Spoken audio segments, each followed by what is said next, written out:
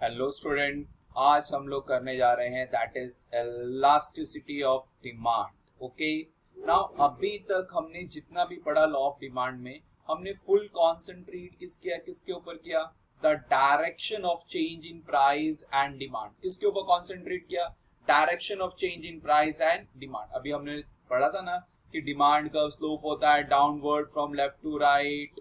अब यहाँ पे डायरेक्शन, अगर प्राइस इंक्रीज होगा तो डिमांड हमारा डिक्रीज होगा, इसके ऊपर ही हमने कॉन्सेंट्रेट किया था। बट नाउ ऑनवर्ड्स अब हम लोग क्या करेंगे? अब हम लोग ये देखेंगे कि for point of view of business form के पॉइंट ऑफ व्यू से क्या जरूरी है? To extend the relation of degree of responsiveness. Degree of responsiveness मतलब क्या? इसका मतलब क्या होता है? How much demand change due to change in price. कितना चेंज होगा डिमांड में? अभी डिमांड में चेंज हो रहा है, अगर प्राइस में चेंज हुआ तो डिमांड में कितना चेंज होगा? अभी आप नहीं समझ रहे हो तो अब एग्जांपल देखते हैं कि डिमांड में कितना चेंज हुआ। अब वो चीज हमें यहाँ पे इंपॉर्टेंट है। देखो फर्स्ट एग्जांपल दिया है यहाँ पे, क्या? A fall in the price of radio from 500 to 400। 500 to 400 मतलब 500 से कितना रिड्यूस हुआ? 400। The quantity demand increase from 100 to 150। 150। अब देखो कितना चेंज हुआ, आप ये बताओ जरा। पहले हमारा भी जो डिमांड में चेंज हुआ है फ्रॉम कितना हुआ? प्राइस कितना बढ़ा था हमारा? 500 से 400। अभी देखो प्राइस में कितना चेंज हुआ है? 100 रुपीज का। कितना परसेंटेज चेंज इन प्राइस में? Percentage of change in price देखो कितना आएगा?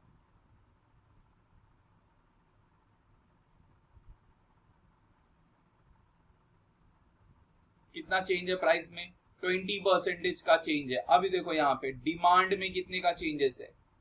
100 था, कितना हो गया? 150 मतलब 50 रुपीज का चेंज है। ओरिजिनल डिमांड कितना था? 100।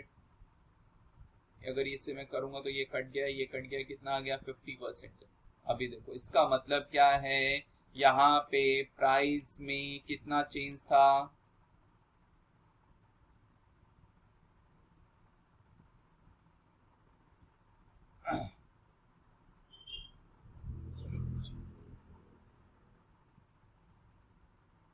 यहाँ प्राइस में कितना चेंज था? 20%। और डिमांड में कितना चेंज हुआ? 50%। मतलब 50% का मतलब ज्यादा चेंजेस हुआ डिमांड में as compare to price. Response demand में क्या है? ज्यादा है, बराबर। This is first. Now how much, देखो how much change in demand due to change in price. अभी आगे देखते हैं।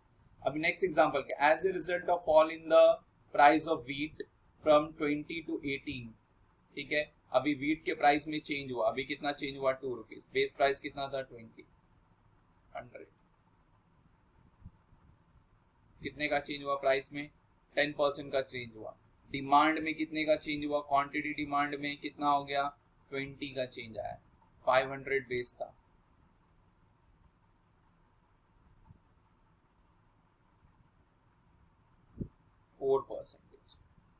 है ना, 4% का चेंज। अभी देखो बहुत कम है, प्राइस में ज्यादा चेंज हुआ पर डिमांड में क्यों क्या हो गया? कम चेंजेस हुआ, बराबर। अब ये वाले में देखो, यहाँ पे प्राइस कितना था हमारा? 9 था, यहाँ पे कितना हो गया? 750। और quantity demand increases to 100 to 15। मतलब एकदम माइनर चेंज है सॉल्ट में, एकदम माइनर चेंज है। देखो यहाँ पे सॉल्ट में एकदम माइनर चेंज, 5 यूनिट का, पर प्राइस में ज्यादा चेंजेस है। Minor change, slight change, no change in demand, it is none. अभी यहाँ पे ऐसा क्यों है कि सॉल्ट क्या है हमारा? इसेंशियल कमोडिटी है।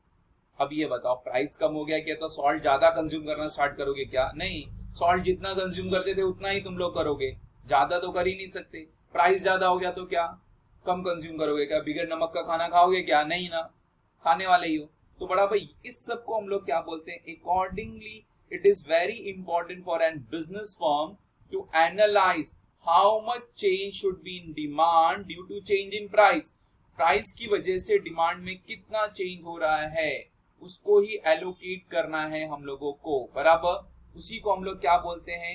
Elasticity of demand. Elasticity of demand का मतलब क्या है? इलास्टिसिटी ऑफ डिमांड का?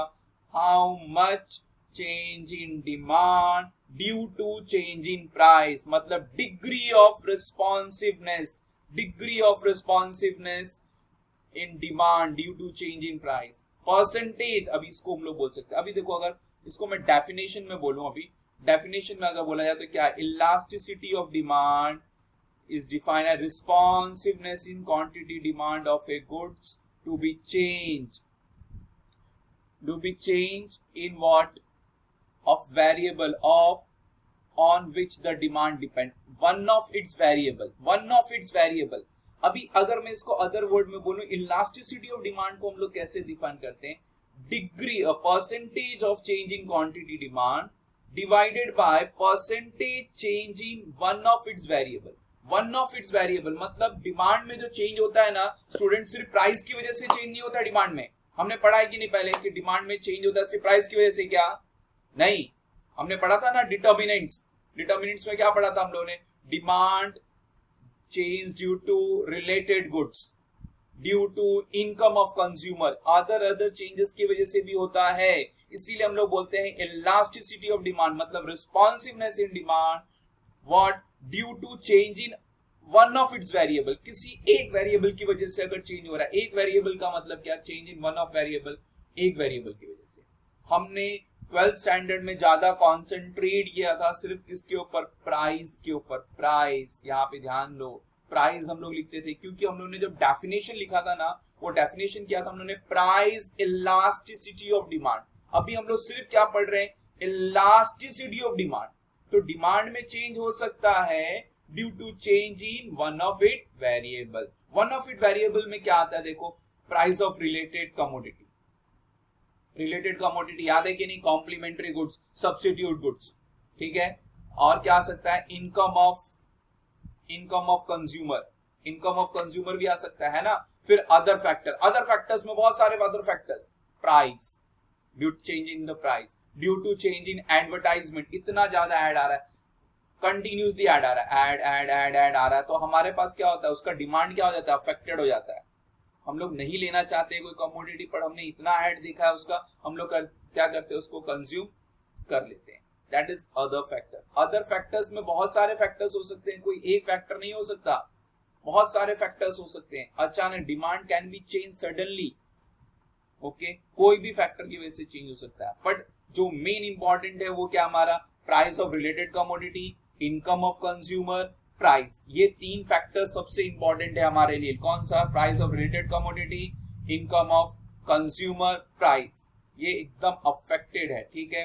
अब ध्यान दो, अभी क्या हो रहा है, हमारा चेंज हो रहा है किसके अंदर, डिमांड के अंदर, रिस्पॉन्सिवनेस आ रहा है, percentage change in quantity demand due to change in किसकी वजह से चेंज हो रहा है, due to change in price, due to change in percentage of price. उसको हम लोग क्या बोलते हैं, प्राइस इलास्टिसिटी ऑफ डिमांड। क्या बोलेंगे उसको हम लोग, प्राइस इलास्टिसिटी ऑफ डिमांड, ठीक है। अगर क्या हो रहा है, इनकम इलास्टिसिटी, अब यहाँ पे क्या आ रहा है, क्या, percentage change in quantity demand due to change in percentage of income of consumer, percentage of income of consumer. अगर इनकम के कंज्यूमर के इनकम में चेंज हुआ, उसकी वजह से अगर रिस्पॉन्स हो रहा है डिमांड में, उसको हम लोग क्या बोलेंगे, इनकम इलास्टिसिटी। अब क्रॉस इलास्टिसिटी का मतलब क्या है, related commodities, the demand change due to change in related commodities, related goods.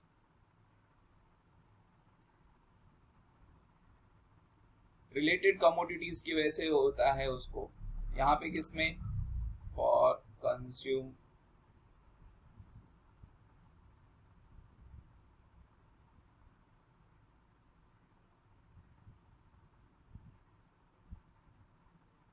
For consumer income,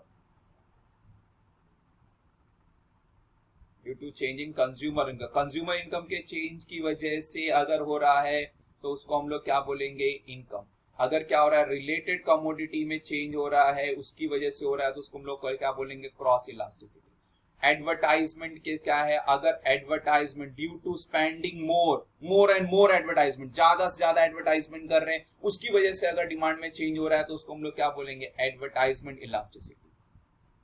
समझ में आया। मतलब अगर अभी देखो, अगर हमारे ये चार इंपॉर्टेंट है, कौन कौन से चार इंपॉर्टेंट है? The types of elasticity of demand. What are the types of elasticity of demand? Elasticity of demand के टाइप्स कौन कौन से हैं? First, price elasticity demand, income elasticity demand, cross elasticity demand and advertisement elasticity demand. Got it? समझ गए? Okay. अब हर एक type elasticity of demand के हर एक टाइप को हम लोग अब इंडिविजुअली स्टडी करेंगे. किसको? हम लोग किसको स्टडी करेंगे? Price elasticity demand. What is price elasticity demand? इसके अगर टाइप्स है तो क्या है? ऐसे इनकम को स्टडी करेंगे, क्रॉस इलास्टिसिटी डिमांड को स्टडी करेंगे, एडवर्टाइजमेंट इलास्टिसिटी डिमांड को. बट ये ध्यान में रखो, unless we do not use this three method, ये तीन मेथड हम लोग इतना यूज नहीं करते हैं जब तक इनके लिए हमें बोला ना गया हो, जब तक मेंशन ना किया गया हो, ये मेथड यूज नहीं होते. मैक्सिमम टाइम कौन सा मेथड यूज होता है? Maximum time price elasticity method is used to calculate elasticity of demand. Elasticity of demand calculate करने के लिए मैक्सिमम टाइम हम लोग कौन सा मेथड यूज करते हैं? That is price elasticity of demand. Income elasticity, cross elasticity और एडवर्टाइजमेंट इलास्टिसिटी डिमांड इतना यूज नहीं होता. कब यूज करना रहता है? जब इट शुड बी मेंशन, जब ये मेंशन रहेगा you have to use income elasticity. Okay, got it? ठीक है. नेक्स्ट लेक्चर में हम लोग प्राइस इलास्टिसिटी पे कॉन्सेंट्रेट करेंगे कि what is price elasticity of demand क्या है. मालूम है ना प्राइस इलास्टिसिटी ऑफ डिमांड में क्या होगा? What do you mean by elasticity of demand? Percentage change in quantity demand due to change in percentage change in it one of it variable में क्या आ सकता है? Price of related commodity, income of consumer, other factors बहुत सारे, जैसे price, advertisement, okay, और जो हमने बहुत सारे पढ़े, पर मैक्सिमम ये इंपॉर्टेंट है हमारे लिए. ऑलराइट, ठीक है. नेक्स्ट लेक्चर में देखते हैं प्राइस इलास्टिसिटी ऑफ